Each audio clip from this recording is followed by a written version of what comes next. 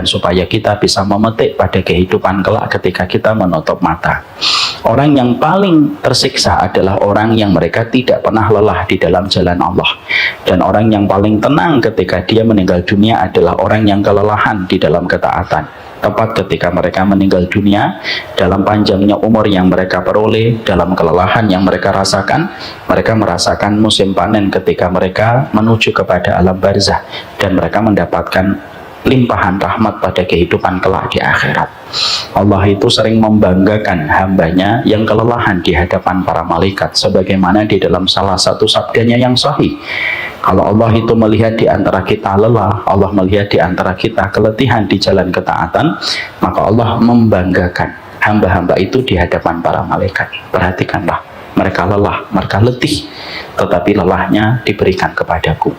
Semoga setiap umur yang kita peroleh merupakan transaksi kita kepada Allah. Kita lelah untuk Allah, kita letih untuk Allah, dan semoga kelelahan ini memiliki sebuah janji manis pada kehidupan di akhirat.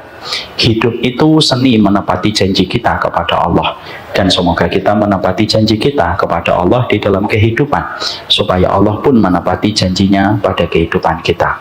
Kita tetapi janjinya kepada Allah di dalam salat, kita tepati janji kita di dalam kita diperintahkan untuk taklim, kita diperintahkan janji kita menepati janji kita ketika kita disuruh bersaudara. Semua yang Allah perintahkan itu janji kita kepada Allah dan kita tepati. Insya Allah, Allah pasti menepati janji kita ketika kita meninggal dunia, ketika kita berarak kepada alam barzah. Semoga kita menjadi penuntut ilmu yang menepati janji kita kepada Allah di dalam perjalanan hidup kita. Bapak-bapak yang kumpul di sini menjadi seorang suami yang menepati janjinya kepada Allah dari istri yang kita nikahi, dari anak yang Allah berikan kepada kita. Ibu-ibu yang berkumpul pada kesempatan Taman Surga siang ini, semoga kita menjadi istri yang menepati janji kita kepada Allah ketika kita memiliki suami, memberikan kepatuhan, memberikan ketaatan, baik dalam kondisi senang ataupun dalam kondisi sedih, dalam kondisi lapang ataupun dalam kondisi sempit. Dan tidak ada yang membayar ibu atas seluruh ketaatan yang diberikan kepada suami kecuali adalah Allah. Hidup itu menepati janji kita kepada Allah. Mari kita di waktu yang singkat ini menepati janji kita kepada Allah. Kalau boleh saya menyampaikan sedikit, saya pernah tanya sama ibu saya, apa ya doa ibu yang belum saya pernah sadari? Kalau ibu berdoa supaya saya diberikan kesolihan, diberikan kepintaran yang membawa manfaat, saya tahu doa itu yang sering diucapkan oleh ibu saya. Tapi pernah pada satu waktu saya berbicara dengan ibu dan berdialog dengan beliau, apa ya doanya ibu yang belum pernah saya ketahui?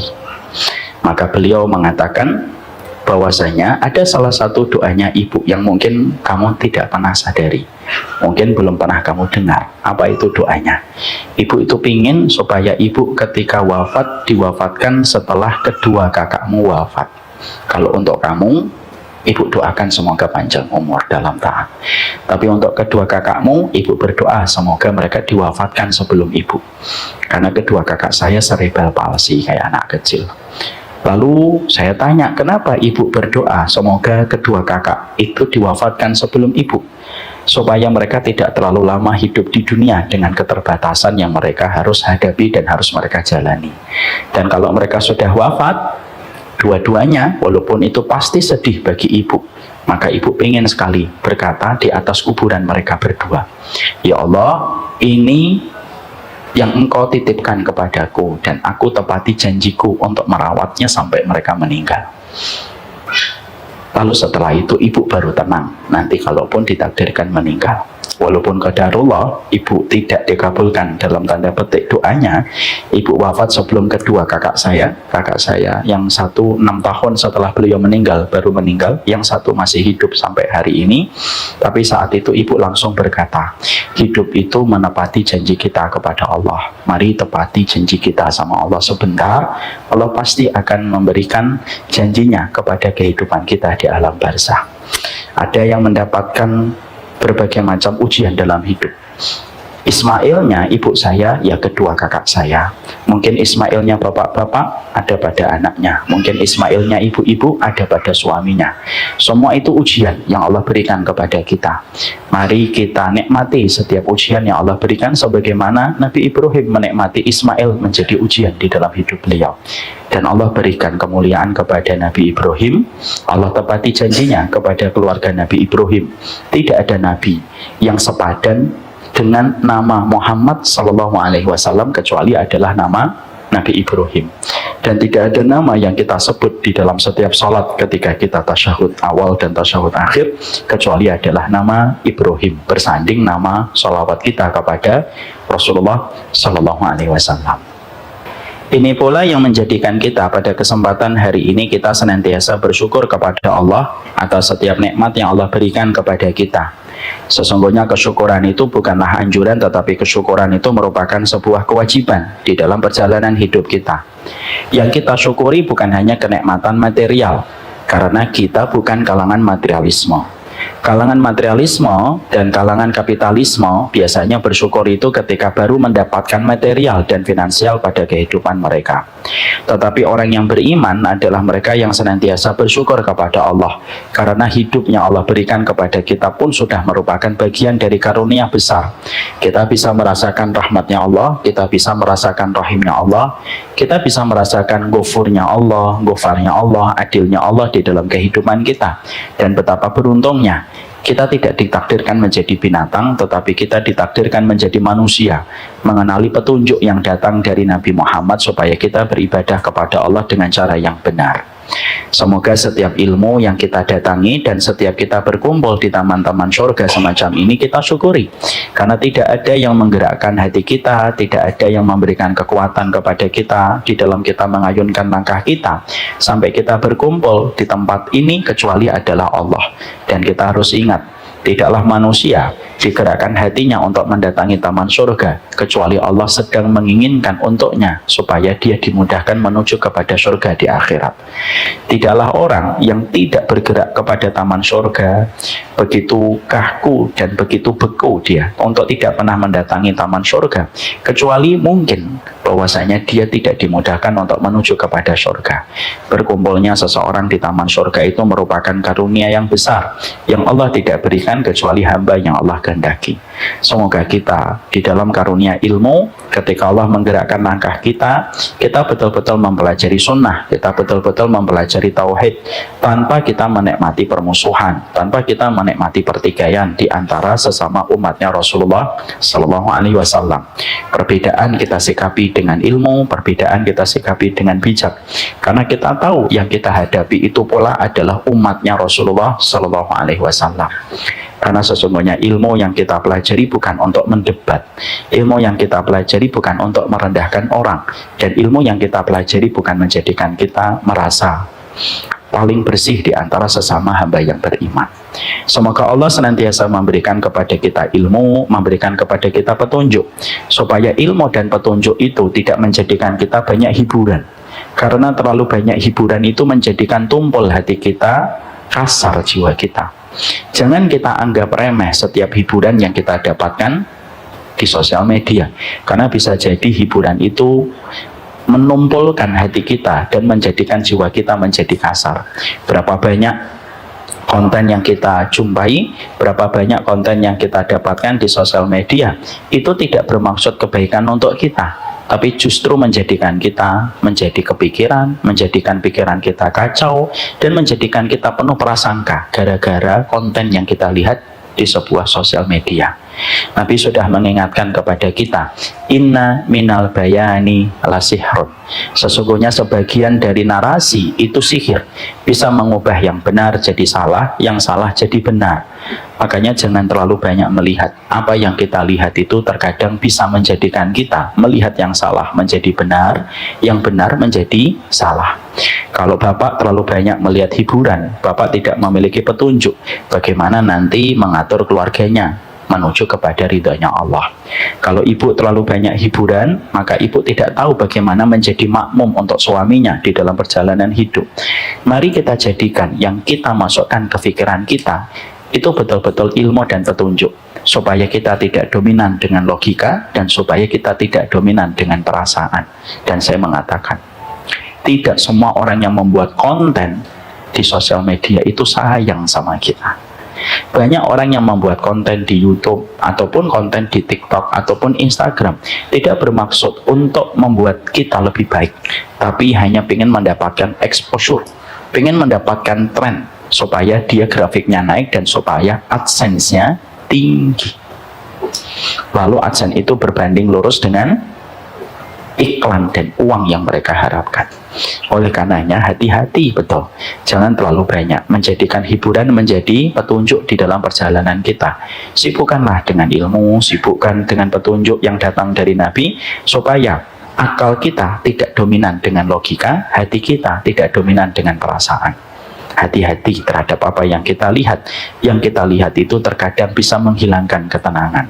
Hati-hati terhadap apa yang kita lihat. Apa yang kita lihat itu terkadang bisa memberikan kepada kita kesedihan dan menjadi sebab frustasi dan depresi. Tidak semua konten yang disajikan untuk kita bermaksud baik. Banyak konten yang disajikan untuk kita hanya bersifat untuk mendapatkan cuan bagi mereka yang ingin mendapatkan exposure dari konten itu. Hati-hati dengan itu. Makanya contoh.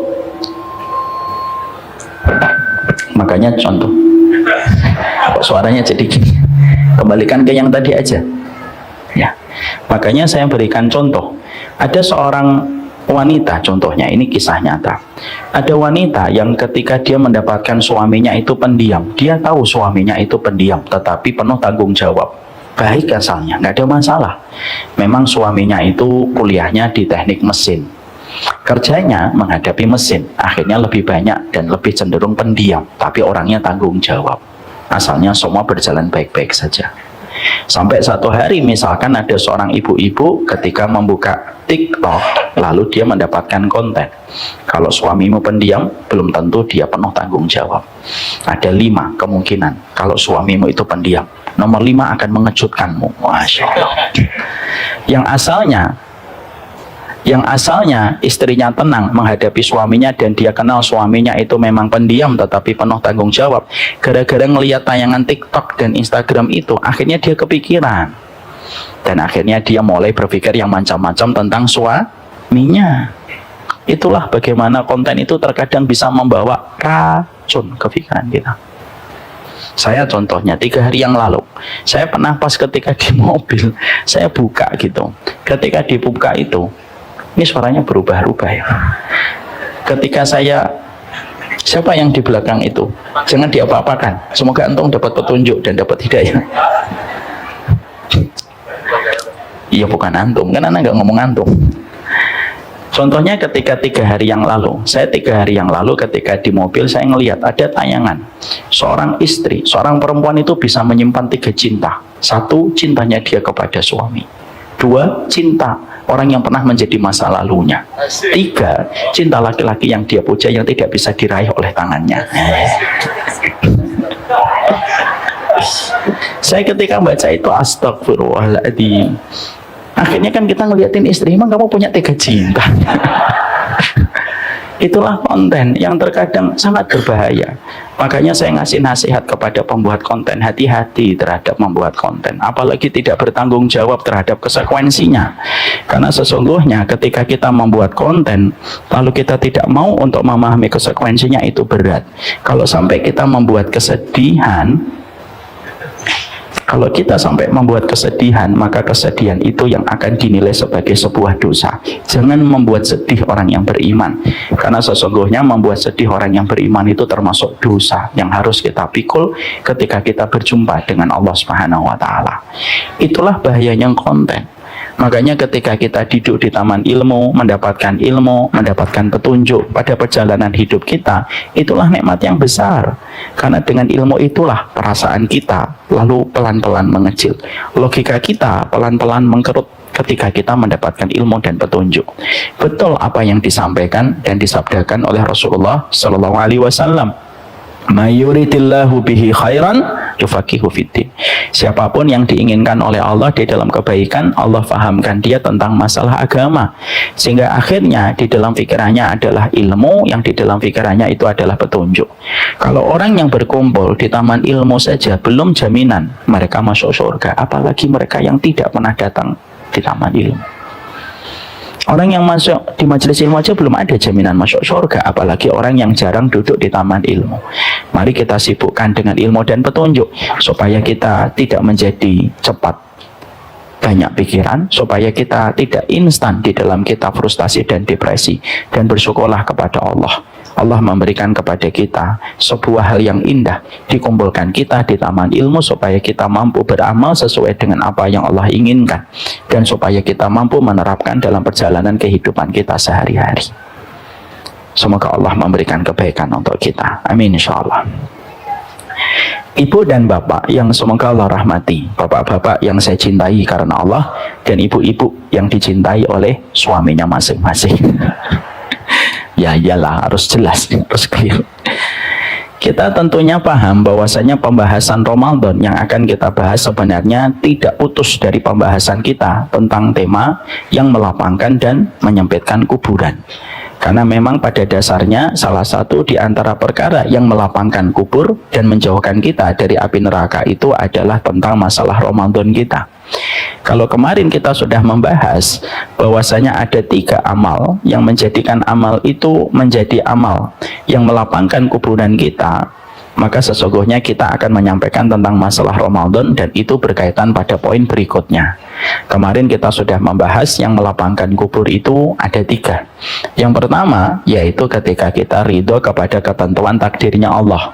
Siapapun orang yang ridho apapun takdir yang Allah berikan kepadanya, baik takdir itu yang manis ataupun takdir yang pahit, tapi dia memberikan keridhaan terhadap takdir itu merupakan salah satu puncak dan pucuk amalan-amalan kita di hadapan Allah.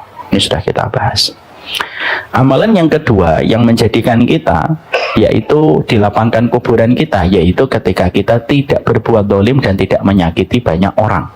Ketika kita meninggal dunia dan orang mengenal kita dengan kebaikan dan tidak pernah terluka dengan sikap kita, tidak pernah terluka dengan lisan kita, tidak pernah terluka dengan tulisan kita, maka sesungguhnya kebaikan yang dirasakan orang di sekitar kita, maka sesungguhnya itu pun melapangkan kuburan kita. Makanya Nabi SAW ketika beliau dilewati satu jenazah, lalu Nabi bertanya, apa yang kalian katakan tentang jenazah ini? Lalu para sahabat menjawab, khairan.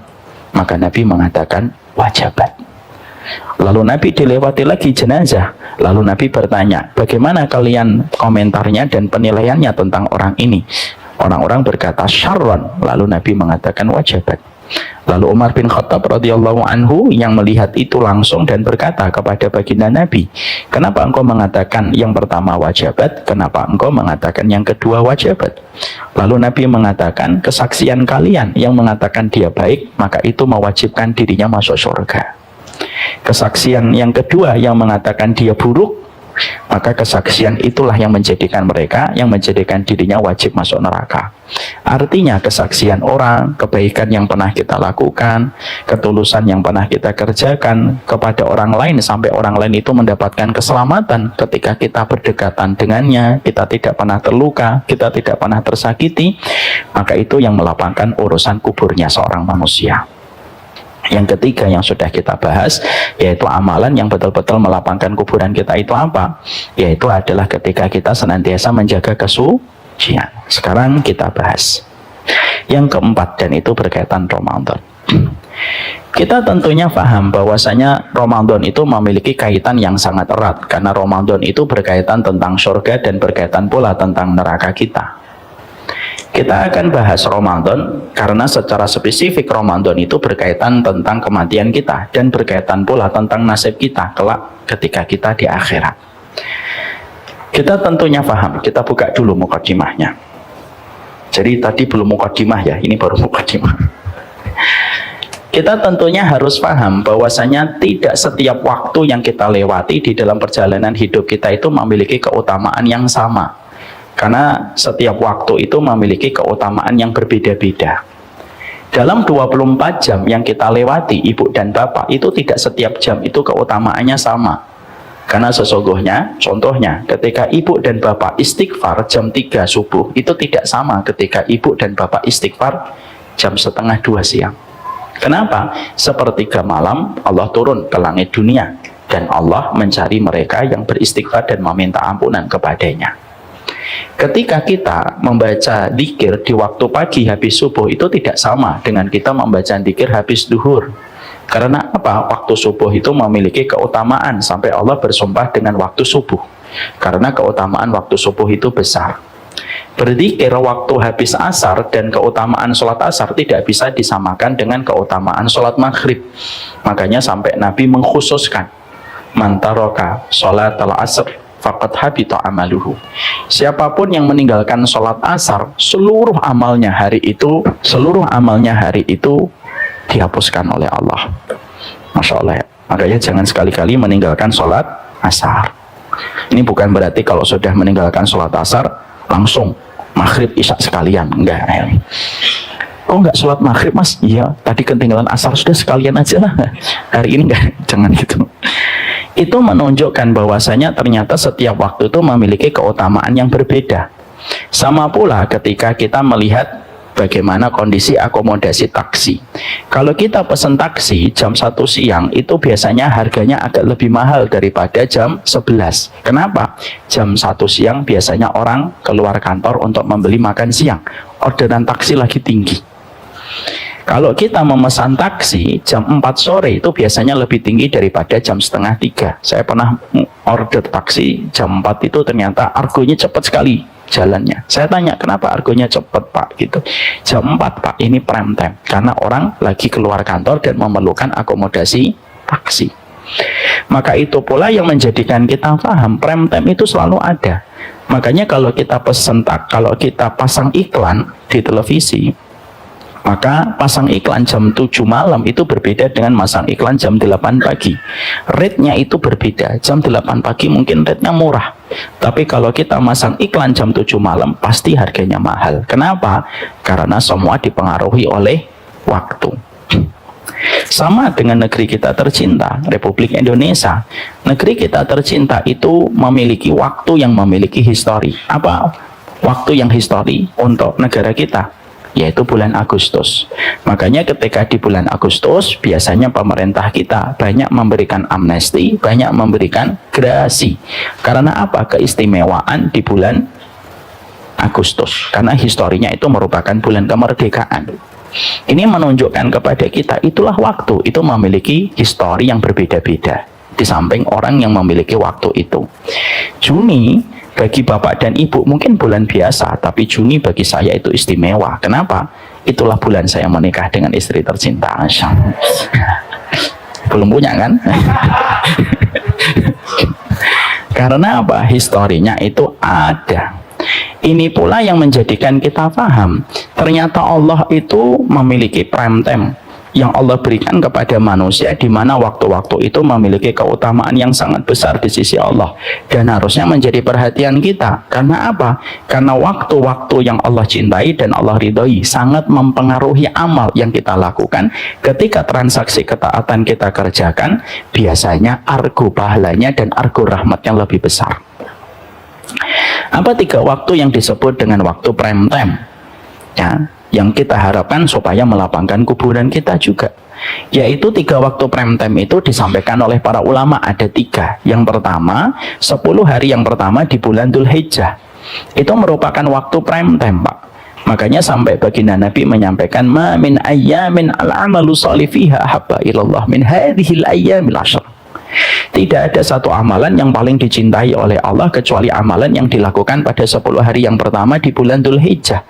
Bahkan argo pahalanya, argo rahmatnya Allah pada amal yang dikerjakan pada 10 hari yang pertama di bulan Dzulhijjah menandingi dan mengungguli orang yang berjihad sekalipun.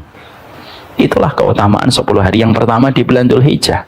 Makanya para ulama mereka memberikan keterangan, kalau kita berantakan pada 10 hari yang terakhir di bulan Ramadan, pick up-nya itu ada di 10 hari yang pertama di bulan Dzulhijjah.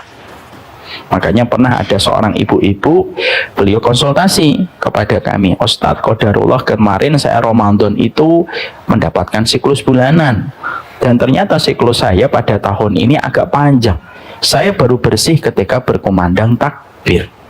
Saya sedih, saya nangis. Saya memberikan kepada beliau 2 nasihat. Yang pertama, ibu, siklus bulanan itu datang dari Allah. Ramadan pun kita menuju kepada Allah. Tidak usah dibenturkan Allah yang memberikan kepadamu siklus dengan Allah yang kita tuju ketika kita beramal di 10 hari yang terakhir. Jangan dibenturkan. Semua datang dari Allah. Ridho.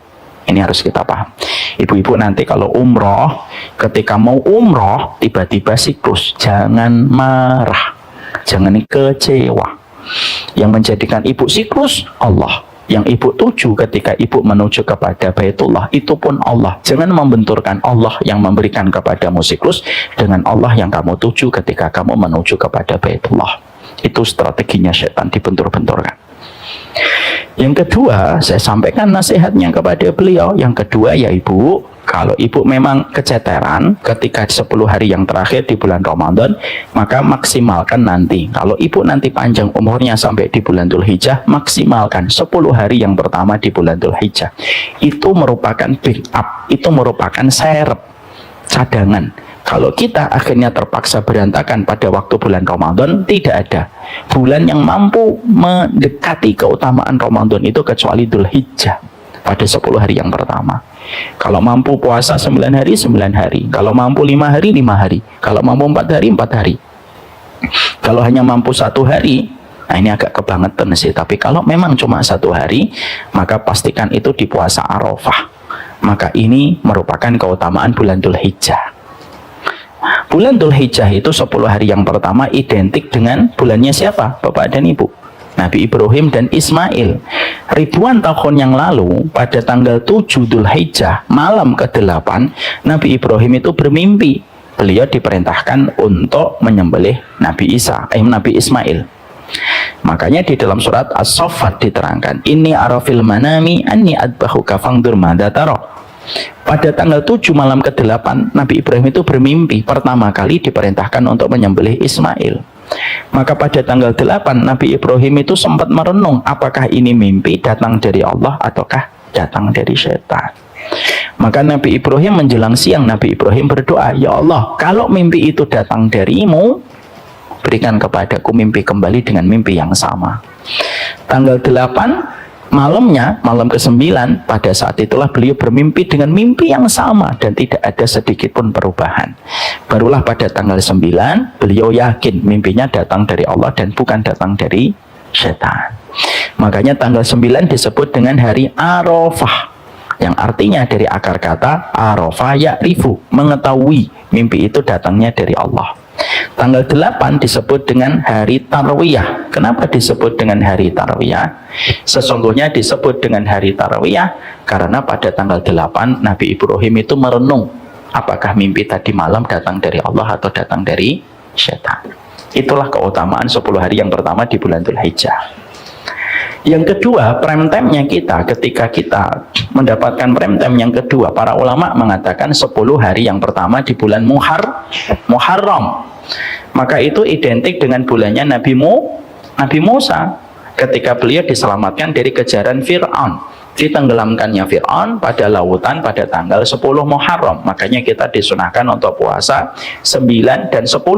Kenapa 2 hari Ustaz? Menyelisihi orang Yahudi yang hanya berpuasa pada tanggal 10. Karena itu identik dengan Nabi Musa. Karena Nabi Musa itu termasuk Nabi yang mendekati keutamaannya Nabi Muhammad. Siapa yang bicara dengan Nabi Ibrahim? Siapa yang bicara dengan Nabi Muhammad pada waktu peristiwa Isra Mi'raj? Nabi Musa alaihi salam. Dan itu yang menjadikan kita memahami keutamaan bulan Muharram. Yang ketiga, keutamaan itu apa? Yaitu 10 hari yang terakhir di bulan Ramadan, dan terutama sebulan yang kita dapati pada bulan Ramadan itulah keutamaan yang ketiga yang disebut dengan prime time dan identik dengan Nabi Muhammad, karena Allah menurunkan kepada Nabi Muhammad Al-Quran itu pada waktu bulan Ramadan, dan peristiwa ditetapkannya semua kejadian kita Pak itu pada waktu Lailatul Qadar. Di antara 3 keutamaan ini tentunya kita bertanya, yang paling utama yang mana Ustadz? Para ulama memiliki ragam perbedaan. Ada yang mengatakan yang paling utama kalau siang itu adalah 10 hari yang pertama di bulan Dzulhijjah. Sinar matahari yang paling utama 10 hari yang pertama di bulan Dzulhijjah. Kalau melihat malamnya yang paling utama itu malam 10 hari yang terakhir di bulan Ramadan. Tapi ada sebagian besar ulama yang mengatakan tetap yang paling utama itu Ramadan, karena ada 10 hari yang terakhir ditambah dengan 20 hari yang Allah berikan pula kepada kita di dalam bulan Ramadan. Itulah keutamaan yang sangat besar sekali. Ini mic-nya nggak istiqomah deh dari tadi. Kita doakan ya Allah moga istiqomah mic-nya. Maka sesungguhnya ini pula yang menjadikan kita bertanya, di antara 3 keutamaan prime time ini mana yang paling gede? Yang paling gede itu pada Ramadannya. Makanya akhirnya kita menjumpai dan kita mendapati tidak ada sebuah persiapan yang dilakukan surga dan neraka dan setan kecuali hanya di bulan Ramadan. Makanya sampai kita menjumpai bagaimana besarnya dan dahsyatnya keutamaan Ramadan, kecuali sampai surga pun membuka dan neraka pun menutup dan setan pun dibelenggu, dan itu hanya dilakukan oleh Allah hanya pada saat di bulan Ramadan. Dzulhijjah itu besar keutamaannya, tapi surga tidak terbuka. Muharram itu gede keutamaannya, tapi pintu neraka tidak tertutup dan setan tidak dibelenggu. Tapi khusus untuk di bulan Ramadan, maka sesungguhnya khusus di bulan Ramadan itu Allah berikan 3 keutamaan sekaligus berkaitan tentang surga saja. Ini baru surga doang, belum yang lainnya. Pintu surga terbuka, pintu neraka tertutup, dan kita menjumpai neraka sampai setan pun dibelenggu oleh Allah. Makanya sampai kita menjumpai dan sampai kita mendapati bagaimana angin surga itu mendarat pada hati manusia ketika di bulan Ramadan. Makanya akhirnya ketika di bulan Ramadan itu rasanya beda dibandingkan ketika kita akan memasuki bulan Dzulhijjah. Ketika kita akan memasuki Ramadan itu berbeda ketika sebelum kita memasuki bulan Muharram. Kadang kita memasuki bulan Dzulhijjah itu biasa, kadang ketika kita memasuki bulan Muharram itu biasa, tapi itu tidak terjadi kepada bulan Ramadan. Makanya para ulama dulu saking mereka itu sensitif terhadap Ramadan, 6 bulan mereka itu sudah mencium baunya Ramadan sejauh sebelum Ramadan itu datang. Kenapa kok para ulama dulu 6 bulan fi sittati asyhurin? Kenapa mereka itu 6 bulan sudah mencium baunya Ramadan? 6 bulan mereka sudah berdoa diberikan umur yang panjang sampai di bulan Ramadan. Karena sesungguhnya Ramadan itu mengeluarkan bau surga, dan bau surga itu tercium secara sensitif oleh orang yang jatuh cinta kepada surga.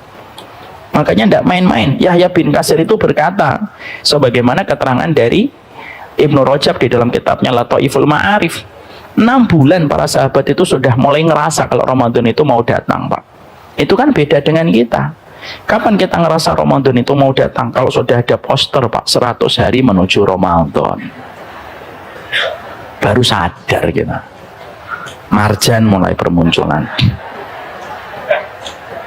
Makanya akhirnya doanya para ulama dulu itu tidak main-main. Doanya apa? Allahumma sallimni ila Ramadan wa sallim li Ramadan wa tasallamhum ini mutaqabbala. Doanya orang-orang yang beriman di kalangan para ulama dulu, mereka itu berdoa, ya Allah, sihatkan aku sampai di bulan Ramadan, hantarkan Ramadan kepada diriku dan jadikan amalku diterima di bulan Ramadan. Dan itu diucapkan 6 bulan sebelum datangnya Ramadan. Masya Allah. Itu menunjukkan kepada kita bahwasanya ternyata keutamaan Ramadan itu besar.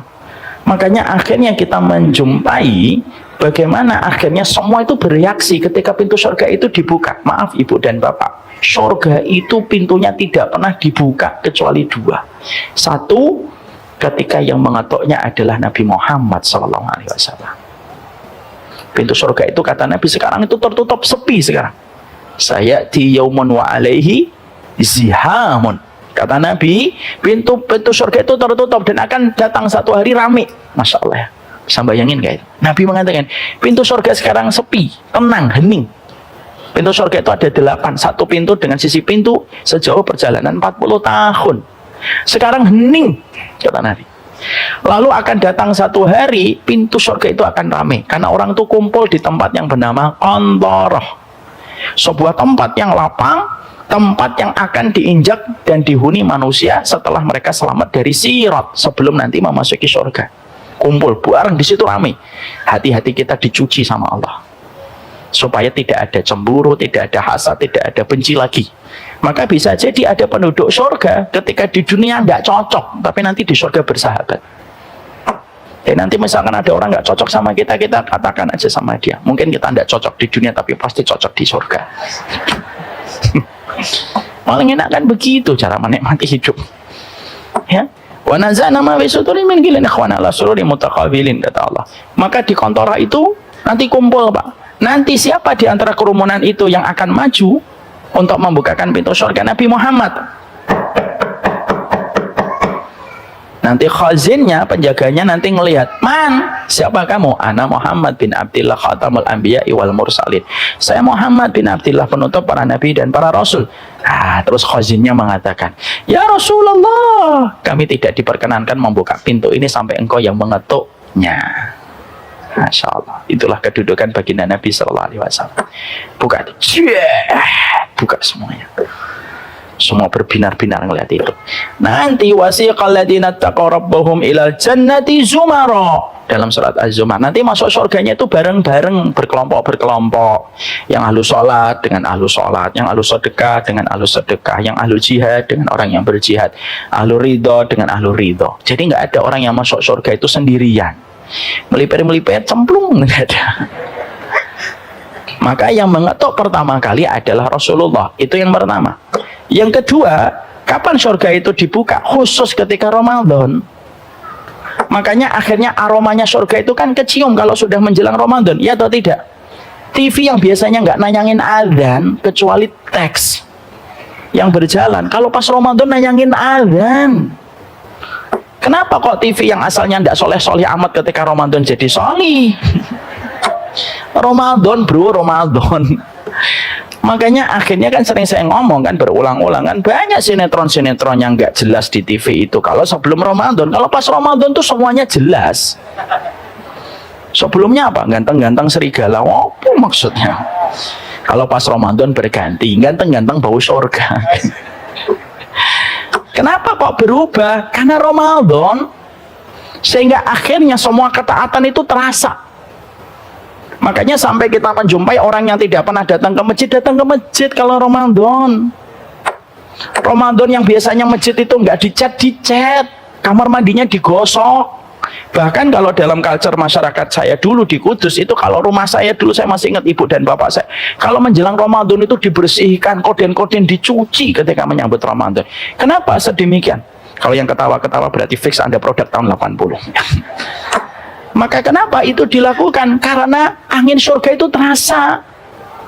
Makanya banyak orang yang mereka itu tidak mau bermaksiat ketika Ramadan. Dan saya kan sering nyampein, orang pacaran aja di Ramadan aja nggak mau pacaran kok.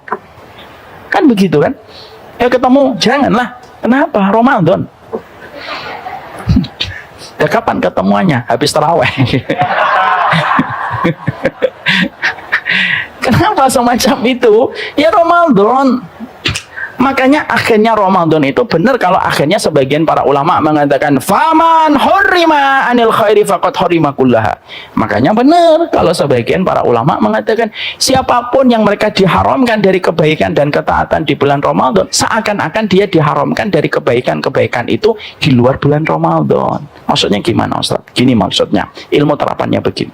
Kalau kamu tidak hatam di bulan Ramadan, sulit rasanya membayangkan kamu hatam di luar bulan Ramadan. Oh, di bulan Ramadan ketika surga dibuka, neraka ditutup, setan dikerangkeng aja kamu udah hatam. Apalagi di bulan Syawal.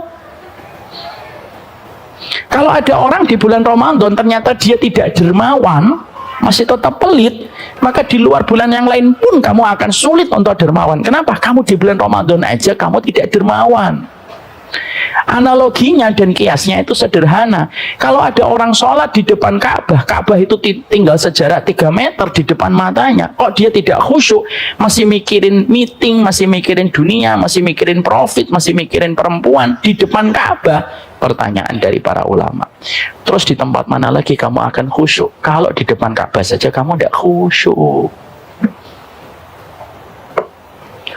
Karena Ramadan. Wong warteg aja biasanya nggak solehah jadi solehah di bulan Ramadan. Warteg itu kalau Ramadan kan pakai cadar. Ya enggak? Laki-laki masuk sep hilang, keluar dari gembira sekali dia. Maka sesungguhnya itulah yang menjadikan kita paham. Makanya betul kalau akhirnya para ulama itu menempatkan bahwasanya Ramadan itu kayak heart detector. Tahu heart detector? You know what I mean? You know lah what I mean. Heart detector itu detektor untuk mendeteksi hati kita, untuk melihat hati kita putih atau hitam legam bagaikan wajan yang terbalik. Itu kata para ulama ada dua cara mengetahuinya. Yang pertama, jadi kalau kita pengen tahu hati saya putih atau hitam ya Ustadz, jangan nanya sama orang, jangan nanya sama saya, Ustadz maaf hati saya putih atau hitam, mana saya tahu, saya nggak tahu. Tapi cara kita untuk mengetahui hati kita putih atau bersih, putih atau gosong itu dengan dua. Satu, dekatkan mushaf apa adanya. Kalau mushaf didekatkan kepadanya, dia tidak pernah mampu membaca lama, itu indikator hatinya hitam. Maaf ya Bu, nanti tidak usah komentari suaminya. Mas kelihatannya hatimu hitam deh Mas. Suaminya nanti dendam sama majelis taklimnya ibu. Ngaji di mana sih kamu itu? Makanya akhirnya kita mendapati pernyataan yang disampaikan oleh Utsman bin Affan, lama Taurat qulubukum lama syabihat min kalami rabbikum. Kalau hatimu itu bersih, kamu tidak akan kenyang di dalam membaca Al-Quran. Makanya kayak siapa? Kayak Utsman. Utsman itu sahabat Utsman bin Affan yang beliau terkena fitnah sampai beliau terbunuh. Itulah bahayanya fitnah. Udah Pak, makanya kalau di zaman fitnah kayak gini, muslim dengan muslim udah usah saling benci-bencian, sudahlah. Maka sahabat Utsman itu cintanya kepada mushaf, dan ketika beliau dibunuh, istrinya teriak, ya Rob, kalian telah membunuh seorang laki-laki yang mengkhatamkan Al-Quran dalam satu rakaat. Itu sahabat Utsman. Sahabat Utsman itu adalah orang yang fasih, hartanya lebih fasih daripada omongannya. Kan saya sudah pernah ngomong kalau nggak salah di sini. Sahabat Utsman itu kalau khutbah gak sampai 5 menit, singkat dia. Kenapa? Sedikit bicara, hartanya yang banyak bicara. Makanya para ulama mengatakan maluhu afsah min khutbatihi. Hartanya Utsman itu lebih fasih daripada omongannya. Makanya kalau khutbah cuma 5 menit. Ya, kalau bapak-bapak masih satu masa dengan Utsman bin Affan, pasti cari jadwal khutbahnya di mana. Itu Utsman. Cara untuk mengetahui hati itu apa? Kemampuannya untuk berinteraksi dengan Al-Quran. Semakin dia menikmati berinteraksi dengan Quran, semakin bersih. Anak ibu, anak bapak, kalau dia betah baca Quran, hatinya bersih. Hatinya bersih. Hatinya bersih. Itu yang pertama. Yang kedua, para ulama lalu mengatakan heart detector, detektor untuk mengetahui hati kita bersih atau tidak, kata para ulama, yaitu ketika kita melihat bagaimana diri kita di bulan Ramadan. Makanya kalau ada orang yang bertahan ketaatannya di bulan Ramadan dan bersemangat di bulan Ramadan, bahkan semakin mendekati akhir dia semakin tinggi semangatnya, hatinya bersih. Hatinya bersih. Makanya kalau kita ngelihat polanya Nabi, patternnya Nabi kalau memaknai Ramadan itu, patternnya Nabi itu unik. 10 hari yang pertama beliau bersemangat, tapi 10 hari yang kedua lebih semangat daripada 10 hari yang pertama. 10 hari yang ketiga jauh lebih bersemangat pada 10 hari yang ketiga daripada 20 hari yang pertama. Makanya beliau melakukan 3 yang tidak dilakukan di awal Ramadan. Syadda mizaro, dikencingin sarungnya. Artinya beliau tidak mencampuri istrinya ketika di akhir bulan Ramadan. Padahal mencampuri istri itu termasuk salah satu di antara perkara yang halal, dan itu menjadi sedekah. Tapi tidak dilakukan Nabi karena beliau fokus kepada Khalik. Memanjangkan malamnya, membangunkan keluarganya lebih pagi, itu hanya dilakukan Nabi pada 10 hari yang terakhir. Makanya betul kalau akhirnya para ulama itu mengatakan manusia itu dalam Ramadan itu setidaknya ada 4 macam. Ada orang yang ketika Ramadan itu tidak sadar dan tidak pernah semangat. Dan dia tidak pernah sadar dengan kedatangan Ramadan. Makanya ketika kedatangan Ramadan tiba-tiba pulang dari kantor, kok tumben macet banget sih? Terus ada temannya ngomong, iyalah bro, orang kan pada ngecer terawih. Oh besok Ramadan. Nah ini bangetan ini orang kayak gini. Ada atau tidak ada? Ada. Dia nggak peduli dia. Ada yang kedua, yang ketika mereka itu memasuki Ramadan, kata para ulama, 10 hari pertama semangat atau 7 hari pertama semangat, shoot naik. Setelah itu turun dengan pasti, shoot sampai akhir Ramadan. Baru 8 hari Ramadan sudah ngomong, hilal kapan ya kelihatan? Mas baru 8 hari mas, udah ngomongin hilal. Akhirnya muncullah itu foto-foto satpam yang namanya hilal. Oh hilalnya masih tidur katanya. Itu yang kedua. Ada yang ketiga, yang kata para ulama itu apa? Orang yang ketika di awal Ramadan naik nanti 10 hari yang kedua turun. Nanti 10 hari yang terakhir naik pagi, tapi hanya di malam ganjil. Malam genap hilang di peredaran. Mas, iya, ini kok antum nggak ada di masjid? Loh, tanggal berapa ini? Tanggal 24. Ya udah tahu kan? Saya manusia ganjil. Jadi jangan cari saya di malam-malam genap. Ada atau tidak ada? Ada. Yang ketawa ini mungkin bukan pelakunya. Maka yang ketiga itu. Yang keempat, orang yang mereka ketika 10 hari pertama semangat, 10 hari kedua lebih semangat, 10 hari yang ketiga itu lebih semangat. Dan maaf, kita ini terkadang justru malah berbuat berbeda. 10 hari yang terakhir kadang-kadang finansialnya kita lagi tinggi-tingginya dan transaksi itu banyak-banyaknya. Keranjang-keranjang yang belum di check outnya 10 hari yang terakhir. Padahal Nabi pada 10 hari yang terakhir itu, Nabi itu justru ekonomi Madinah itu pada 10 hari yang terakhir itu turun. 10 hari yang terakhir itu turun. Pasar Uqad itu yang ada pada zaman Nabi itu 10 hari yang terakhir itu tutup, Pak. Nah, itulah bedanya kita. Maka itu menunjukkan kepada kita bahwasanya Ramadan itu merupakan alat untuk mendeteksi. Makanya kalau ada orang kok Ramadan masih berzina, itu seburuk-buruk hati. Kenapa? Setan dibelenggu, surga dibuka, neraka ditutup, dia masih berzina. Setan itu tidak lagi bisa disalahkan. Makanya nanti kalau ada orang berzina Ramadan lalu ngomong ini gara-gara setan, setannya ngomong, mas saya dibelenggu.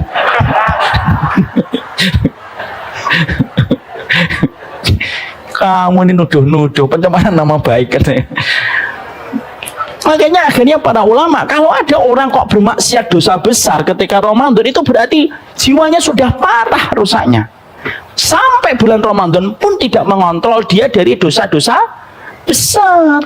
Jadi tidak lagi setan, tidak pula lagi kemudian siapapun, kecuali karena jiwanya sudah rusak, hatinya sudah parah, sehingga akhirnya receiver dia, hatinya menjadi receiver untuk penerima kebaikan Ramadan itu tidak mampu dia kerjakan. Kenapa? Ya karena dia tidak mampu beramal dengan apapun dengan Ramadan itu. Makanya inilah yang menjadikan kita paham Ramadan itu merupakan salah satu hal besar yang Allah berikan kepada kita. Jangan menerjemahkan Ramadan itu sekedar fikih. Jangan menerjemahkan Ramadan itu hanya sekedar tradisi dan pengulangan momentum-momentum yang berulang-ulang dalam setiap hidup kita dalam setahun. Enggak, Ramadan itu bukan sekedar fikih, tapi Ramadan itu termasuk salah satu anugerah besar yang Allah berikan di dalam kehidupan kita. Dan anugerah besar itu ketika kita diberikan kesempatan Ramadan. Inilah salah satu doa yang diminta oleh Nabi.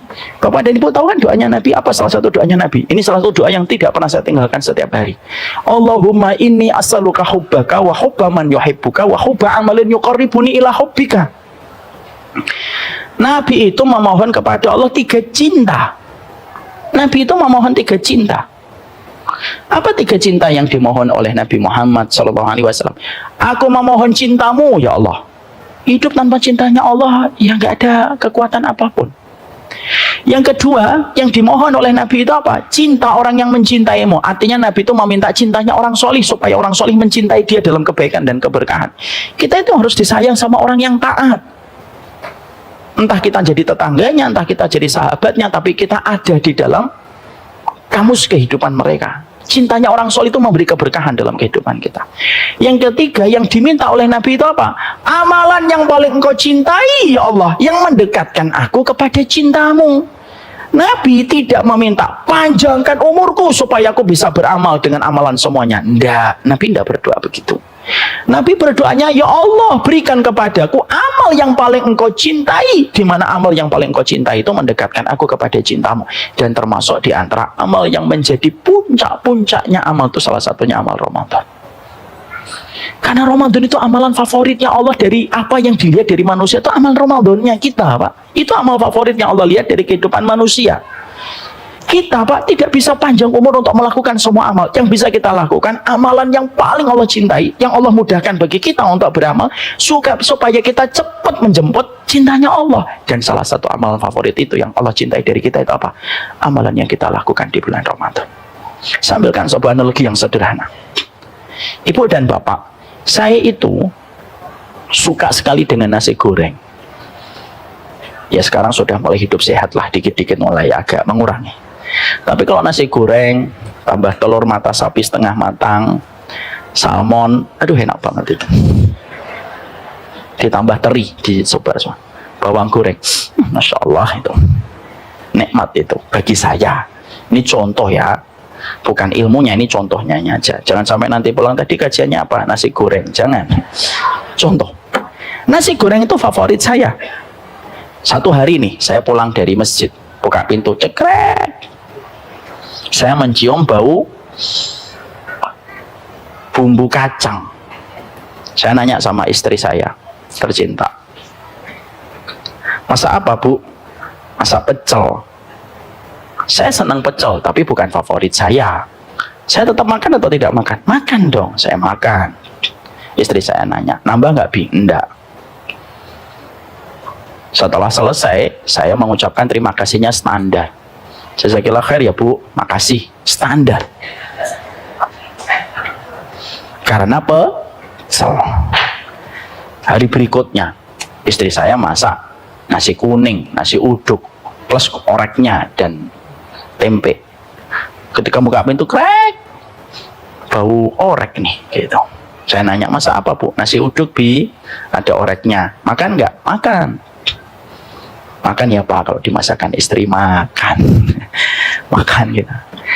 Saya senang nasi uduk, tapi bukan favorit saya. Ditanya, nambah Bi? Enggak. Dan ketika terima kasih, standar. Makasih ya Bu. Lalu ke atas siap-siap mau ngajar. Hari yang ketiga, saya buka pintu. Ternyata saya mencium bawang merah bertemu dengan bawang putih dalam jodohnya di atas wajan. Gitu langsung gitu. Langsung tiba-tiba mak sweng gitu, ada telur yang dibuka, berpindah dari cangkangnya menuju kepada wajannya. Baru jalan, tiba-tiba salmon tercium baunya gitu. Masa apa Bu? Mata saya sudah berbinar enggak? Sudah berbinar. Masa apa Bu? Nasi goreng. Masya Allah. Duduk saya, makan. Sebelum istri saya nanya, nambah Bi? Saya udah nambah. Ya atau tidak? Ini contoh Pak. Dan ketika sudah selesai, apakah saya menyampaikan terima kasihnya standar? No, enggak. Saya akan menyampaikan, Masya Allah, terima kasih ya semesta mungilku. Masya Allah, engkaulah permata hatiku dan jiwaku. Kenapa terima kasihnya beda? Dengerin dulu. Kenapa terima kasihnya berbeda? Karena makanannya favorit saya. Itu analoginya Pak. Kenapa kita butuh amal yang paling dicintai oleh Allah supaya kita bisa mengamalkan? Karena tidak setiap amal itu kedudukannya sama di sisi Allah. Makanya ketika tadi saya membuatkan analogi sarapan, itu membuat kepada kita supaya paham, Ramadan itu bukan amal biasa loh. Ramadan itu amalan besar. Itu amalan favorit. Makanya sebagaimana kita membaca Al-Baqarah itu beda dengan kita membaca Al-Maidah. Ibu membaca Ali Imran itu berbeda dengan ibu membaca surat At-Taubah. Kenapa? Al-Baqarah dan Ali Imran itu kedudukannya besar. Makanya kalau kita juga membaca Al-Ikhlas dengan An-Naba, itu keutamanya surat Al-Ikhlas. Makanya kalau ibu-ibu ataupun bapak jarang membaca An-Naba di dalam sholat, karena yang pertama itu tidak hafal.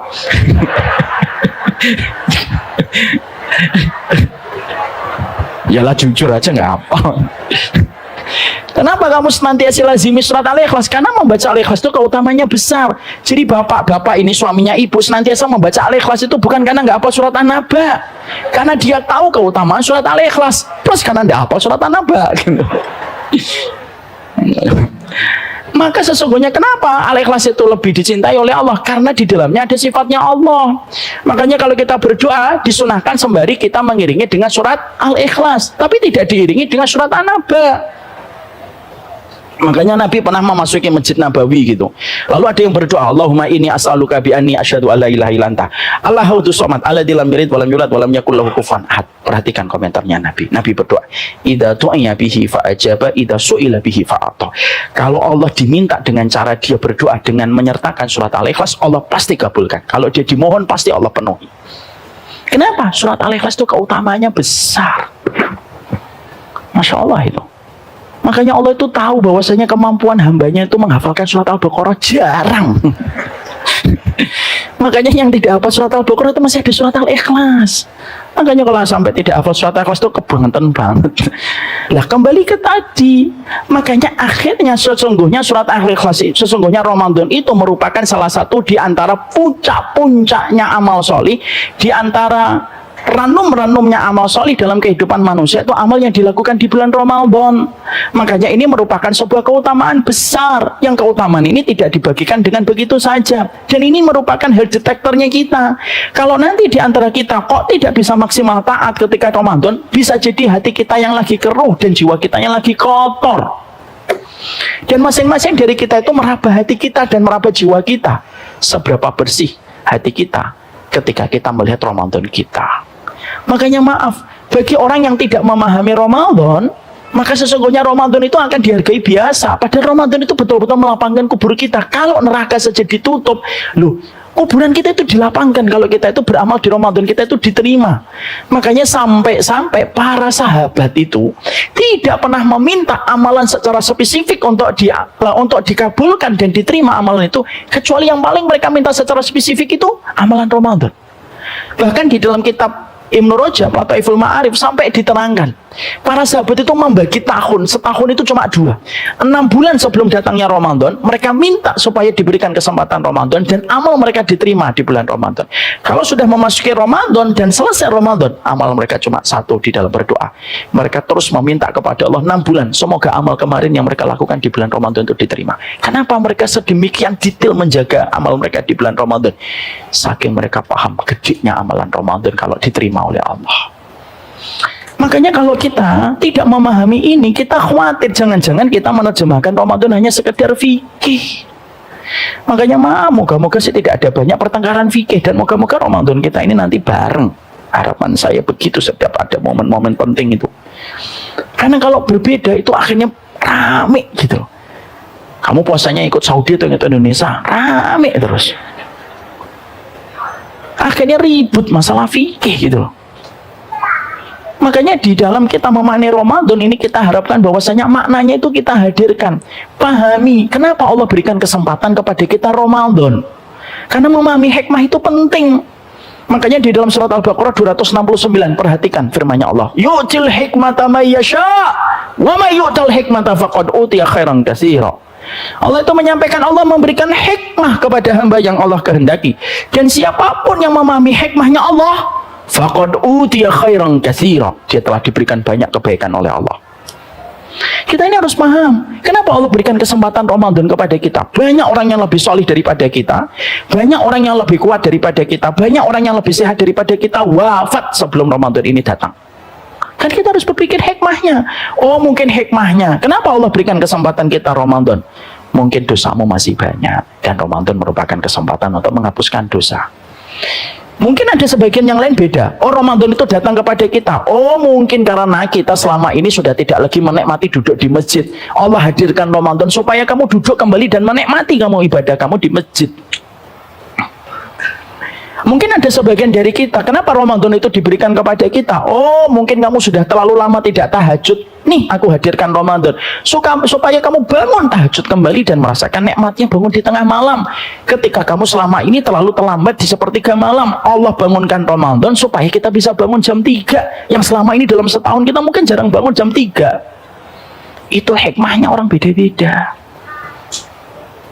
Ya, nggak usah nanti kita membaca hikmahnya orang ya. Nanti bapak-bapak kelihatannya hikmahnya untuk kamu itu 1, 2, 3 semuanya deh, nggak usah. Tapi kita itu membaca hikmah untuk kita. Makanya kalau Ramadan ini akhirnya kita tidak pahami latar belakangnya dengan ilmu, akhirnya kita merendahkan dan akan menganggap murah Ramadan. Padahal Ramadan itu tidak pernah murah harganya. Demi Allah, Ramadan tidak pernah murah harganya. Kalau ingin dibebaskan ancaman dari api neraka, ini bulannya. Kalau ingin mendapatkan positioning dan kedudukan yang tinggi kelak di surga, ini bulannya. Karena tidak setiap waktu itu memiliki keutamaan yang bisa menandingi keutamaan Ramadan. Sambilkan contoh yang gampang. Saya misalkan pulang ke Kudus, lalu saya membuka lemari bapak saya, menemukan jam. Di situ ada tulisan dari bapak saya, jam tercinta dari sang bapak terkasih. Berarti dia dapat dari bapaknya, kakek saya. Kakek saya misalkan hidupnya dari 1910 sampai 1970. Berarti beliau hidup pada tahun 20 sampai 70-an. Lalu saya lihat jamnya. Saya bawa jam ini keluar. Saya tawarkan sama tukang loak, Pak, jam ini berapa dihargai, Pak? Dilihatin sama tukang loak, 10.000 leh. Tambah kerupuk deh 1 plastik. Ini jam kuno, ini nggak ada artinya. Oke, saya ambil. Saya bawa lagi jamnya. Saya ketemu sama bapak-bapak di depan pasar. Pak, mau jam ini nggak, Pak? Kalau bapak misalkan disuruh beli, kira-kira beli berapa? Ini jamnya siapa, nak? Jamnya kakek saya, Pak, di kamarnya bapak. Yalah, buat kamu kasihan. Kelihatannya kamu 3 hari tidak makan ya, nak. Ya udah. 100.000 lah. Itu buat kamu aja. Saya sih nggak butuh jamnya, nanti jamnya bawa aja. Dia nggak terlalu butuh. Saya bawa ke tukang loak, Pak, di jam di pasar. Berapa ini, Pak? Wah, ini jam lama ini. Ya lumayan lah untuk ngisi-ngisi etalase jam saya. Dah, saya hargai 100.000. Tapi maaf, ketika jam itu saya ambil, saya cari di website kolektor jam antik. Ketemu orangnya. Lalu ketika orang itu saya ketemu, dia kolektor jam antik, paham vintage. Tahu vintage kan? Barang-barang kuno, barang-barang yang punya histori, dia paham. Dilihatin jamnya. Wah, ini jam siapa ini? Jamnya kakek saya. Ketemu di mana? Di lemari bapak saya. Ini jam ini sekitar tahun 20 sampai tahun 70-an ini. Ya betul. Itulah kelahiran kakek saya. Saya hargai 500 juta. Contoh. Oh, responnya kayak serius, gitu. Kan contoh. Ya Allah, sabar ya Allah, ya Allah. Maka ketika saya tahu, ketika akhirnya itu dihargai 500 juta, kenapa dia menghargainya mahal? Kenapa Ibu dan Bapak? Karena dia paham histori, dia paham vintage, dia paham tentang histori dan sejarah-sejarah barang-barang yang dia koleksi.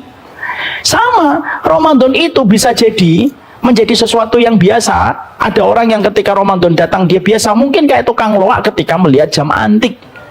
Ada orang yang ketika memasuki Ramadan, hari yang pertama sampai hari yang ke-10 dia semangat, setelah itu turun drastis sampai Ramadan. Mungkin kayak bapak-bapak yang ada di depan pasar. Atau mungkin dia tukang jam yang ada di pasar. Tapi kalau ada orang yang bertahan Ramadannya dari hari pertama sampai hari yang terakhir, kok dia tetap menjalankan Ramadannya itu secara ketaatan dan bersemangat, dan Allah jadikan dia, dan Allah melihat dia memaksakan dirinya untuk semangat, dipaksa untuk semangat. Kalau nggak semangat, ditempeleng itu wajahnya supaya dia semangat. Maka bisa jadi dia kayak kolektor jam yang paham bahwasanya Ramadan itu bukan hari biasa. Ramadan itu hari besar. Makanya tidak salah kalau para ulama, saya lupa ada seorang ulama salaf itu sampai memberikan sebuah tulisan. Kalaulah para salaf, para ulama dulu bisa meminta, kami memohon kepada Allah supaya setahun 365 hari itu betul-betul menjadi hari Ramadan kami. Saking dahsyatnya Ramadan. Maka inilah yang menjadikan kita harus paham. Ternyata Ramadan itu besar. Tapi ingat Bapak dan Ibu, Ramadan itu memiliki 2 sisi. Ada sisi ketakwaan, ada sisi kemurkaan. Kenapa? Orang yang berhasil memaknai Ramadan dengan baik, dia mendapatkan sisi kebaikan surga. Tapi orang yang mereka itu tidak mendapatkan kebaikan dari Ramadan, dia mendapatkan sisi kecelakaan. Kan saudara-saudara sampaikan, Nabi pernah masuk ke Masjid Nabawi, Nabi mengatakan amin, amin, amin 3 kali. Ya, ketika Nabi itu menaiki mimbar, apa yang diaminkan? Ini hadis, maaf ya Bapak dan Ibu, sering disalahgunakan. Dan salah dituliskan hadisnya. Hadis ini sering ditulis, oh siapa yang celaka itu orang yang tidak saling memaafkan sebelum Ramadan. Bukan itu hadisnya. Itu yang menjadikan sebagian orang akhirnya mereka mengirimkan SMS sebelum Ramadan kan, ketika tangan tidak mampu berjabat, ketika kaki tidak mampu melangkah, dan ketika lidah mulai terasa keluh, dicek ke dokter dulu. Semoga kita sehat. Sebenarnya hadisnya tidak menerangkan tentang masalah orang yang harus bermaafan sebelum Ramadan. Bukan itu matanya, bukan itu isinya. Loh, matanya gimana Ustaz? Matanya itu begini. Nabi masuk ke masjid, Nabi mengatakan amin 3 kali. Lalu para sahabat itu nanya, apa yang kau aminkan ya Rasulullah? Yang aku aminkan doanya malaikat Jibril. Doanya malaikat Jibril, apa yang kau aminkan ya Nabi? Berarti kan nggak main-main doanya ini. Yang mengucapkan malaikat Jibril, yang mengaminkan Rasulullah. Apa itu doanya ya Rasulullah? Yang pertama, malaikat Jibril berdoa di atas langit. Ragi ma'anf, man adraka abawaihi indal kibari falam yadkhulil jannah. Celaka sekali orang yang mendapati kesempatan menjumpai bapak ibunya ketika berusia lanjut, tetapi anaknya nggak bisa masuk surga. Itu kebangetan. Karena apa? Pintu surga lagi dibuka lebar-lebar kalau orang tua itu berusia lanjut. Ikhwan-ikhwan yang ada di sini, kalau bapak ibu antum di atas 60 tahun, berarti Allah sedang membuka lebar pintu surga.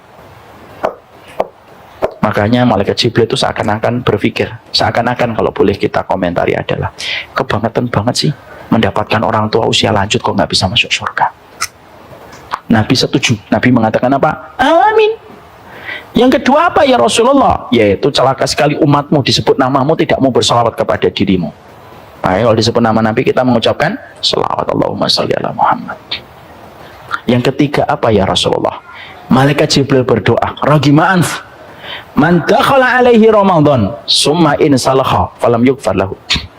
Yaitu celaka sekali umatmu wahai Nabi Muhammad kalau ada orang diberikan kesempatan masuk ke bulan Ramadan 1 sampai 30 hari, lalu dalam 30 hari itu dia tidak mendapatkan ampunan dari Allah, padahal Allah lagi besar-besaran memberikan ampunan ketika pada waktu bulan Ramadan. Analoginya, kalau ada narapidana kok tidak dapat amnesti dan gerasi, ada 2 kemungkinan. 1, pidana yang dilakukan berat. 2, dia berkelakuan buruk ketika selama setahun. Dan Nabi menyatakan amin. Makanya tadi kita harus paham. Jadi Ramadan itu sebenarnya kita deg-degan. Kenapa kita deg-degan saat Ramadan itu? Karena di satu sisi kita akan mendapatkan ketakwaan kalau kita serius. Di satu sisi kita ini akan menjemput kecelakaan terus-menerus setiap tahun. Tahun lalu celaka, tahun sebelumnya celaka, tahun sebelumnya celaka. Kenapa? Gak maksimal ketika Ramadan.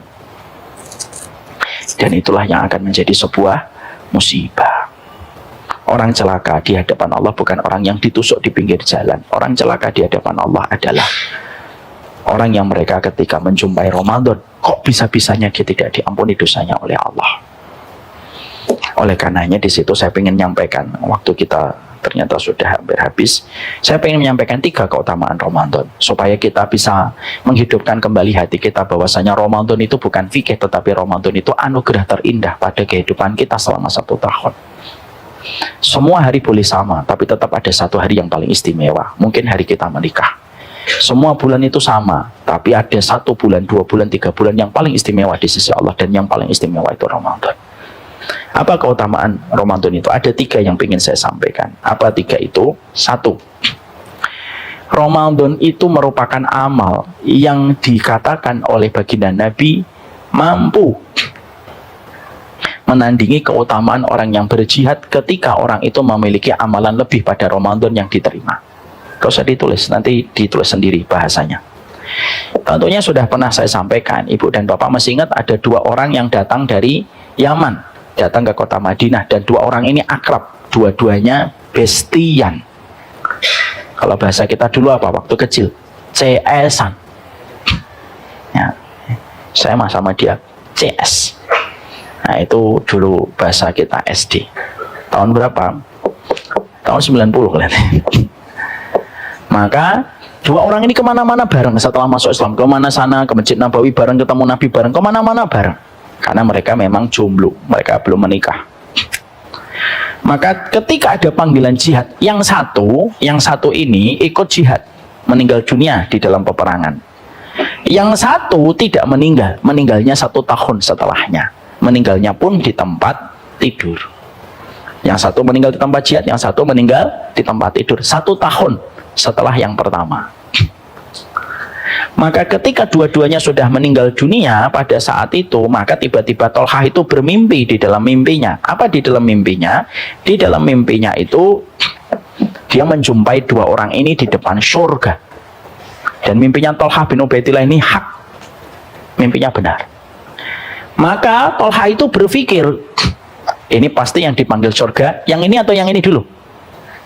Yang ini dulu, yang mati syahid. Harusnya dong, kan matinya mati syahid.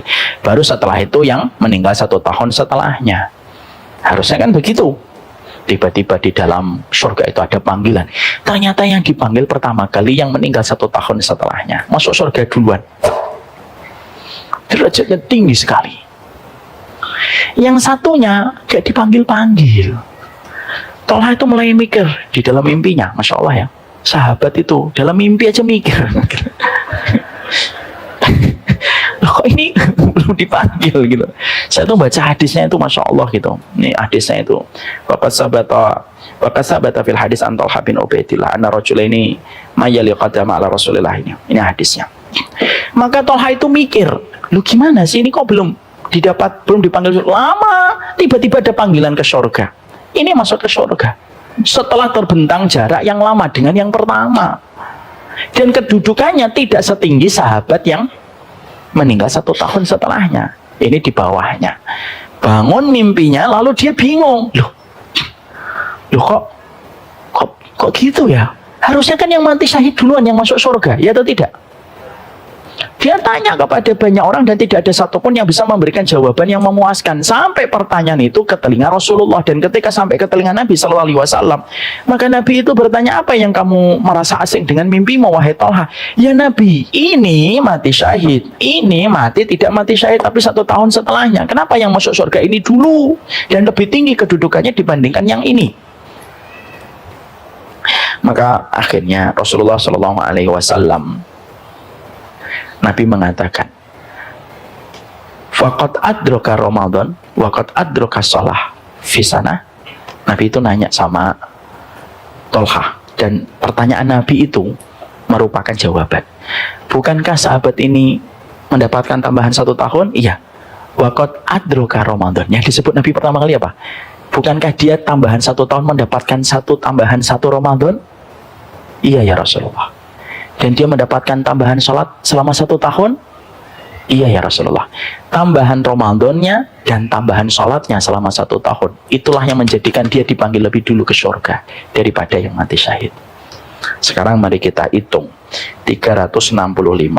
Saya sudah siapkan kalkulator. Kali 5. 1825 sholat. 1825 sholat wajibnya. Dia mendapatkan tambahan 1825 sholat. Itu baru sholat wajibnya, belum ba'diyahnya, belum qobliyahnya, belum duhanya, belum sabarnya selama 1 tahun. Maka tambahan 1 Ramadan dan tambahan sholat 1 tahun, itulah yang menjadikan Allah meninggikan derajatnya lebih tinggi daripada yang mati syahid. Berarti main-main gak Ramadan? Gak main-main. Adakah yang bisa menandingi hal yang sebesar ini? Tidak ada. Makanya Nabi sampai mengatakan kepada beliau, inilah yang kita mengerti. Tidak ada amalan sedahsyat ketika Ramadan itu telah didatangkan di dalam kehidupan kita. Jihad pun, itu pun ketika akhirnya dia meninggal lebih dulu, dan ada orang yang meninggal beberapa tahun setelahnya, dan selama beberapa tahun setelahnya dia betul-betul taat sama Allah dan terus mendapatkan tambahan Ramadan.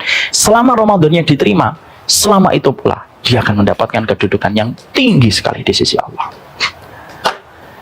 Tidak setiap orang yang punya modal itu punya waktu. Tapi ketika Ramadan kita punya modal dan kita punya waktu yang Allah sediakan. Modalnya apa? Ibadah kita. Waktunya apa? Yaitu ketika Ramadan. Maaf ya, kalau ada pameran, ada orang yang punya modal, terlambat dia mendaftar, dia nggak bisa buka booth walaupun uangnya banyak. Pak, saya mau masuk buka booth, maaf waktunya tertutup Pak. Saya punya saya punya uang banyak. Saya nggak nanya Pak, gitu. Kenapa? Karena yang punya modal itu belum tentu punya waktu. Tapi ketika nanti kita disampaikan Ramadan dan semoga kita umurnya panjang sampai Ramadan datang, kita itu dikasih oleh Allah dua modal dengan kesehatan kita. Yang kedua, kita punya waktu. Maka pastikan jasad kita ini lelah ketika Ramadan. Pastikan fisik kita itu letih ketika Ramadan. Jangan nyari kenyamanan dulu. Kenapa? Kelelahan yang paling dicintai oleh Allah itu kelelahan di bulan Ramadan. Lelahnya itu dihargai oleh Allah dengan harga yang besar. Dan itu yang menunjukkan yang pertama. Jadi amalan Ramadan itu menandingi keutamaan mereka yang berjihad sekalipun ketika tidak mendapatkan tambahan Ramadan. Dan itulah modal kita, Pak. Kita boleh pendosa, Pak. Oh maaf, kita memang pendosa. Tapi tidak boleh pendosa yang melewatkan kesempatan Ramadan, Pak. Karena Ramadan itu kabar gembira. Bagi yang taat, dia semakin mendekat. Bagi yang berdosa, saatnya kembali. Jadi Ramadan itu kabar gembira untuk siapapun. Jangan pernah mengira kalau ada yang berbuat dosa atau preman di sini mengatakan, alah Ramadan bagi yang taat. Enggak, Ramadan bukan hanya untuk yang taat. Ramadan itu kabar gembira. Bagi yang taat, dia mendekat dengan rahmatnya Allah. Bagi yang berdosa, saatnya kembali sama Allah. Itulah Ramadan. Jadi dahsyatnya Ramadan itu luar biasa di dalam perjalanan kehidupan kita ketika Ramadan itu datang. Dan yang pertama, apa keutamaan Ramadan? Menandingi keutamaan yang berjihad. Yang pertama. Yang kedua, Pak, sesungguhnya keutamaan Ramadan disampaikan oleh Syekh Utsaimin. Apa yang disampaikan oleh Syekh Utsaimin? Beliau itu berkata, karena Ramadan itu amalan yang paling dicintai oleh Allah, dan ini termasuk amalan yang paling berat di dalam memberatkan mizan kebaikan manusia, maka sesungguhnya amalan Ramadan itu tidak pernah disampaikan oleh Allah kepada kita berapa kali kelipatannya. Kenapa? Karena Allah merahasiakan. Kita kalau melakukan amal, biasanya Allah ceritakan, Bapak membaca satu huruf Al-Quran 10 kebaikan. Ibu dzikir sore sebanding dengan membebaskan 4 budak. Kita sholat syuruk sama dengan umroh. Kita sedekah 700 kali lipat kalau kita ikhlas. Betul-betul ikhlas karena Allah. Semua amalan diceritakan oleh Allah untuk kita. Tapi khusus di bulan Ramadan, Allah tidak pernah ceritakan berapa kali Allah melipat gandakan amal di bulan Ramadan. Allah cuma mengatakan dalam hadis qudsi, "Wasomuli wala bihi." Puasa itu untukku dan aku yang menggantinya secara langsung. Tapi Allah tidak ceritakan berapa kali. Makanya kalau ada satu hadiah, kok dirahasiakan hadiahnya mahal atau hadiahnya murah? Mahal. Kenapa suami ibu kalau akan memberikan hadiah selalu bocor duluan? Karena hadiahnya dari suami murah. Hadiahnya apa sih, Mas? Padang-padang, kikil sama ayam pop. Satu-satu ya. Tehnya tawar. Kenapa diceritakan? Murah, Pak. Tapi kalau suami kita mau ngasih kita hadiah mahal, pasti dirahasiakan. Apa hadiahnya, Mas? Shh, tunggu hari H. Apa hadiahnya, Mas? Shh, rahasia. Ini sudah hari H, Mas. Shh, tutup mata, gitu. Hitung dari 1 juta mundur. Kenapa kok hadiahnya kayak gitu? Kenapa? Karena hadiahnya mahal. Diberikan kunci. Ini kunci, Masya Allah. Kunci apa, Mas? Apartemen. Masya Allah, apartemen di Bekasi? Enggak, di Dharma Wangsa. Tuh, Pak, maunya di Dharma Wangsa, Pak. Kenapa kok dirahasiakan? Harganya mahal. Ini kunci. Kunci apa? Mobil. Mobil listrik, Mas? Enggak. Nanti takut hujan kesetrum kamu pakai mobil listrik.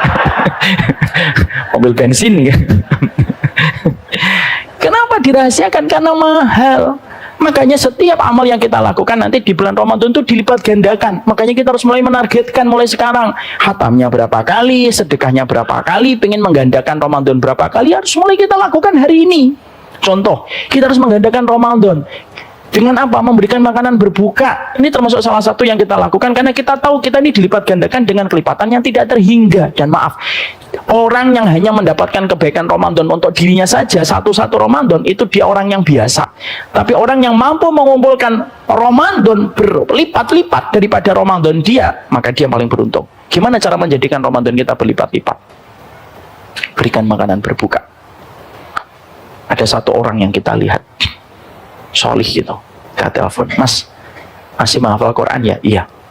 Ya sudah, maaf ya, pas Ramadan saya kasih makanan berbuka, saya hadiahkan ya, saya sediakan. Oh iya, makasih Pak. Oke, hadiahnya misalkan 20.000 Pak. Kita belikan 20.000 itu kan kalau di Padang sudah dapat ayam satu. Kalau di warteg ayam sama telur dapat itu. Kok apal Ustaz? Apalah saya. Akhirnya 20.000 kali 30 berapa? 600.000. 600.000 sudah dapat satu Ramadan. Ramadan orang yang kita berikan makanan berbuka plus Ramadan kita. Saya dulu pernah iri Bu dan Bapak. Ada salah satu bapak-bapak merahasiakan dia pernah nyukupin makanan berbukanya pondok. Di mana saat itu santrinya itu 500 orang. Di cover sama beliau selama 1 bulan. Nggak main-main, selama 1 bulan di cover makanan berbukanya. Coba bayangkan, nggak usah dibayangin, kita pikirin aja.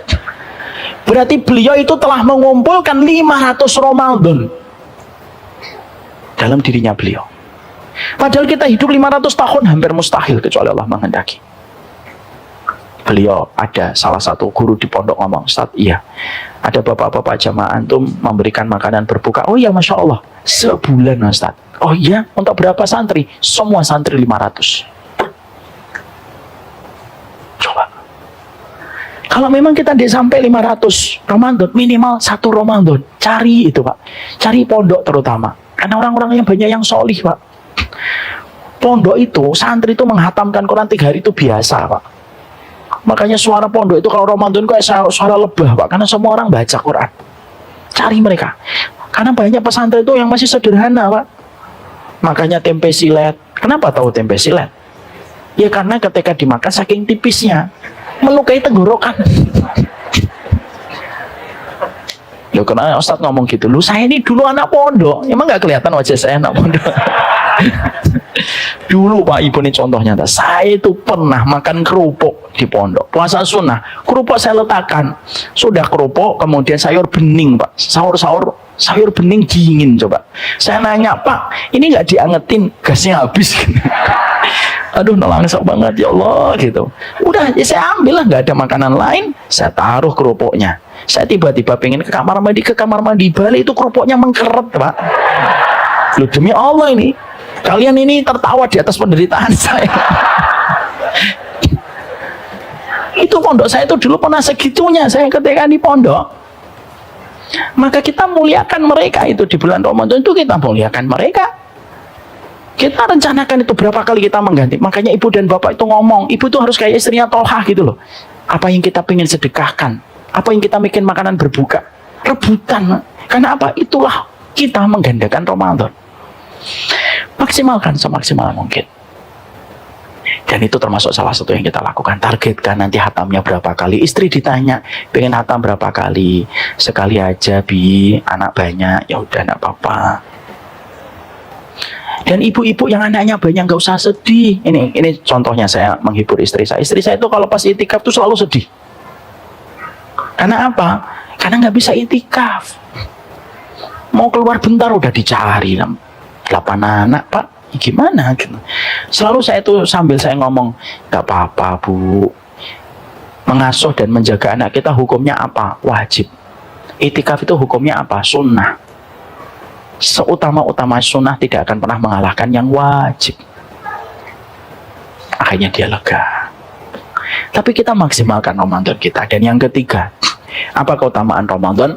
Ini merupakan momentum yang sangat tepat bagi kita untuk menebus dosa kita. Bapak dan Ibu tahu kenapa bulan puasa itu dinamakan Ramadan? Diambil dari kata romdok. Romdok itu apa? Romdok itu padang pasir yang terik mataharinya. Kenapa Allah jadikan matahari itu terik ketika di bulan Ramadan? Karena untuk membakar dosa dan kemaksiatan yang pernah kita lakukan sebagai manusia. Makanya maaf ya, secara geologi juga, secara cuaca juga, kita mendapatkan Ramadan itu biasanya mataharinya lebih panas atau lebih adem? Lebih panas. Makanya maaf ya, kadang-kadang kalau kita puasa sunnah sering tidak sahur. Kuat atau tidak kuat? Kuat. Tapi kalau puasa Ramadan kita ketinggalan sahur, lemes atau tidak lemes? Lemes. Ngelihat kanebo itu udah kayak ngelihat rendang gitu jam 10. Kenapa? Karena memang matahari itu diwahyukan oleh Allah, bakar dan teriklah lebih panas daripada biasanya. Makanya pas Ramadan kita tuh terik banget itu pas Ramadan. Kenapa? Membakar dosa. Itulah yang menjadikan kita sudah jam 3. Mari kita Ramadan Bapak Ibu, saya sampaikan. Karena kita sudah paham keutamaan Ramadan. Mari kita jadikan Ramadan itu momentum. Momentumnya apa? Pertama, mari kita jadikan rumah tangga kita tenang, jangan ada pertengkaran. Kita sepakat ya, ibu dan bapak, jangan bertengkar ketika di bulan Ramadan. Kalau Ramadan aja masih bertengkar, di bulan mana lagi kamu damai? Kalau Ramadan itu bertengkar, nanti ibu-ibu ngomong, Mas, ya kita Ramadan jangan bertengkar ya. Suaminya jawab, iya. Tapi kan biasanya yang ngajak bertengkar kamu. Jangan bertengkar. Jangan bertengkar. Terus jadikan Ramadan momentum bagi kita bersama anak-anak kita, buka puasanya, sahurnya, momentum taatnya kita kepada Allah ketika di bulan Ramadan. Dan maaf, yang terakhir juga penting, jadikan Ramadan hati kita bersih ya Pak, jangan merasa sombong. Janganlah nanti Bapak dan Ibu ketika hadir di shop yang pertama ngeliatin orang di luar masjid lalu berpikir, Ramadan masih sibuk dengan dunia. Jangan gitu. Jangan nanti ketika kita pulang terawih, lalu tetangga kita jam 8, jam 9 baru pulang dari kantornya. Masuk. Jangan gitu. Bisa jadi dia pulang telat karena dia membantu temannya yang sedang sakit ke rumah sakit, dan bisa jadi Allah terima amalnya, dan bisa jadi terawih kita nggak diterima karena kita sudah terlalu sombong. Paham? Janganlah hadirnya kita di masjid merendahkan mereka yang tidak di masjid. Demi Allah ya, saya pernah dapat pertanyaan dari tukang ojek. Jadi tukang ojek itu tahu saya karena pakai peci. Terus ditanya, Ustadz ya, ini pertanyaan yang paling susah dijawab ya. Iya Pak, saya Ustadz. Iya Ustadz, sekalian saya mau nanya, saya tuh kalau keluar bulan Ramadan kayak gini tuh jam 2 Pak, karena kalau dari pagi saya nggak kuat. Lah jam 2 itu biasanya kalau sampai maghrib itu belum dapat uang yang cukup.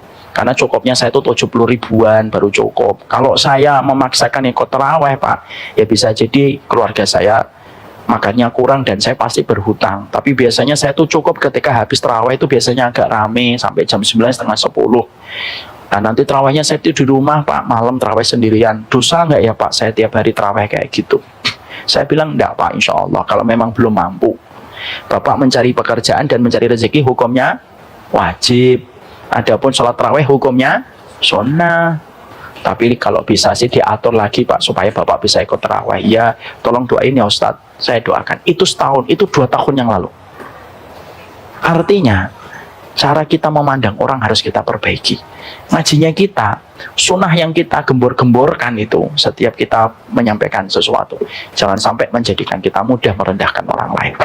Semoga Ramadan kita itu nanti terjaga. Kalau Bapak ikut itikaf lah, tapi tidak usah merendahkan yang tidak ikut itikaf.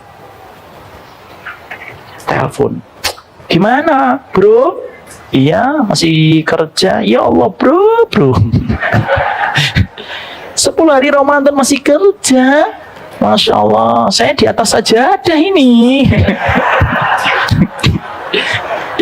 Janganlah. Itikaf lah. Tapi kalau sama orang yang nggak itikaf, Ustaz husnudon, mungkin Allah memberikan kepadanya rezeki yang lebih supaya dia bisa membiayai orang yang itikaf. Kan bisa jadi, ya enggak? Saya pernah ada seorang yang terkenal, tidak saja ceritakan namanya. Dia sedih, karena apa?